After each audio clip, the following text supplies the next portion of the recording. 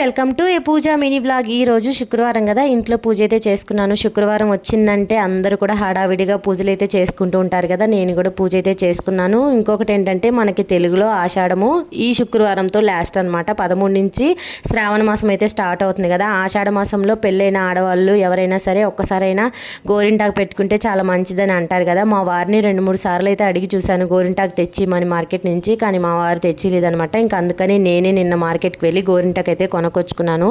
ఊర్లో అయితే గోరింటాకు ఫ్రీగా దొరుకుతుంది, కానీ ఇక్కడ డబ్బులు పెట్టి కొనుక్కోవాల్సిన పరిస్థితి. ఏం చేస్తాను చెప్పండి. అయినా కూడా గోరింటాకు అయితే భలే పండింది. ఇంకా ఈరోజు శుక్రవారం మాత్రమే కదండి, ఇక్కడ తమిళనాడులో ఆడి కృతిక అనమాట. సుబ్రహ్మణ్య స్వామికి పూజలు అయితే చాలా బాగా చేస్తారు అంగరంగ వైభవంగా. నేను కూడా ఇంట్లో స్వామివారికి పూజ అయితే చేసుకొని నైవేద్యాలు అయితే వండి పెట్టుకున్నాను. స్వామివారికి పెట్టే నైవేద్యంలో మునగాకైతే తప్పనిసరిగా పెడతారనమాట. నేనైతే మునగాకు పప్పు అయితే చేసి పెట్టాను. నా పూజ అయితే సింపుల్గా ఇలా చేసుకున్నాను. వీడియో నచ్చితే లైక్ చేయండి, ఛానల్ని సబ్స్క్రైబ్ చేయండి.